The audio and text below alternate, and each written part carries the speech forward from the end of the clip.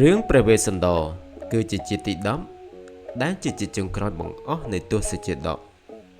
ការបំពេញបារមីទាំង10របស់ព្រះពោធិសត្វ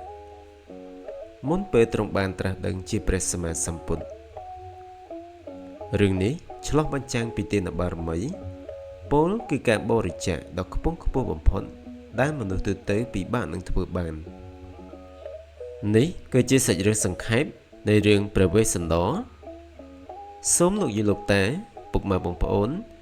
រីករាយទស្សនានិងស្ដាប់ដូចតទៅ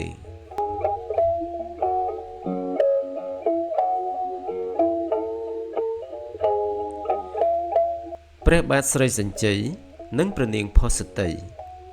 គ្រងរាជ្យនៅនគរស្រីពិជ័យបានប្រសូតបុត្រាមួយព្រះអង្គព្រះនាមវេស្សន្តរព្រះវេស្សន្តរមានចិត្តសប្បុរសតាំងពីតូចទ្រង់បានរៀបអភិសេកជាមួយព្រះនាងមទ្រី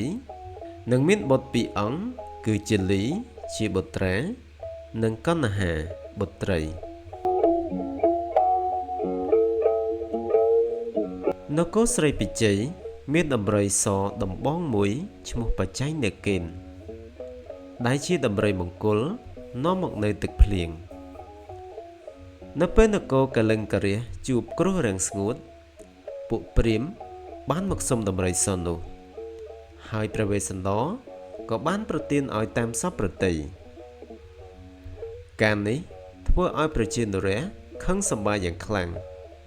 រហូតបង្ខំឲ្យព្រះបាទស្រីសញ្ជ័យនិរទេសព្រះវេស្សន្តរចេញពីនគរ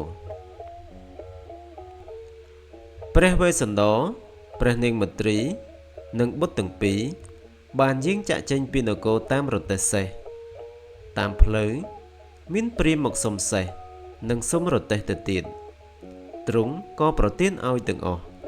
រហូតត្រូវបីបុត្រដើរដោយថ្មើរជើងចូលទៅក្នុងព្រៃជ្រៅរហូតដល់ភ្នំវង្គតដើម្បីសាងសិលជាតាបស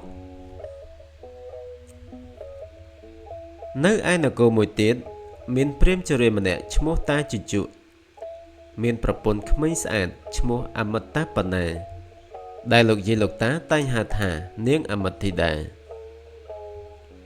ដោយសារប្រពន្ធបង្ខំឲ្យរកអ្នកបម្រើតាជញ្ជក់ក៏ធ្វើដំណើរទៅកាន់ភ្នំវង្គតដើម្បីសុំកុមារទាំងពីរពីព្រះវេស្សន្តរខណៈព្រះនាងមទ្រីទៅរកបេះផល្លាផលបាត់តាជញ្ជក់បានចូលមកសុំជាលីនឹងកណ្ណហាព្រះវេស្សន្តរទោះជាមានទុក្ខសោកនៅក្នុងប្រតិជាពន់ពេកប៉ុន្តែដើម្បីបំពេញពុទ្ធទានការឲ្យបុត្រជាទានទ្រង់ក៏ព្រមប្រគល់កុមារទាំងពីរឲ្យទៅតាជញ្ជក់តាជញ្ជក់បានវេដដំនឹងចងដៃកុមារទាំងពីរអូសទៅយ៉ាងអណោចអធមដើម្បីការពារកុំឲ្យមានបរិសអាក្រក់មកសុំព្រះនាងមទ្រីពីព្រះវេស្សន្តរទៀតព្រះឥន្ទបានកាឡាត់ខ្លួនជាព្រាហ្មណ៍ចាស់ម្នាក់មកសុំព្រះនាងមទ្រីព្រះវេស្សន្តរក៏ព្រមប្រទានឲ្យដើម្បីបំពេញភរិយាទានពេលនោះ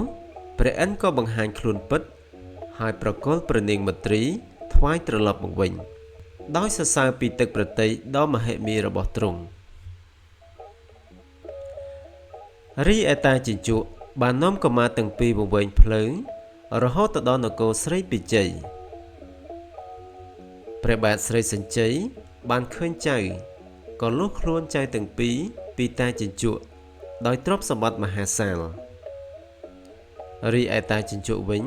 ដោយសារលោភលន់ពេកក៏បរិភោគអាហារដែលស្ដេចប្រទានឲ្យហួសប្រមាណរហូតដល់បែកពោះស្លាប់ទៅក្រោយមកព្រះបាទស្រីសញ្ជ័យនិងព្រះនាងផសតី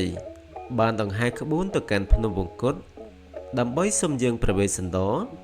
និងព្រះនាងមទ្រីត្រឡប់មកគ្រងរាជ្យវិញគ្រួសារទាំង6អង្គ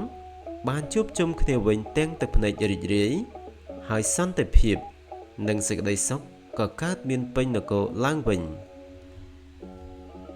អត្ថន័យអប់រំនៃរឿងនេះបានបង្រៀនអំពីការលះបង់ប្រយោជន៍ផ្ទាល់ខ្លួនដើម្បីប្រយោជន៍រួមការត្រាស់ដឹងជួយសត្វលោកនិងការតស៊ូអត់ធ្មត់ក្នុងកលៈទេសៈដ៏លំបាកបំផុត សម្រាប់លោកយាយលោកតាពុកម៉ែបងប្អូនដែលគាំទ្រនិងចូលចិត្តនៅវីដេអូរបស់ខ្ញុំបាទសូមចុច follow page និង subscribe នៅ channel របស់ខ្ញុំបាទម្នាក់មួយដើម្បីទទួលបាននូវវីដេអូថ្មីៗជាបន្តទៀតសូមអរគុណ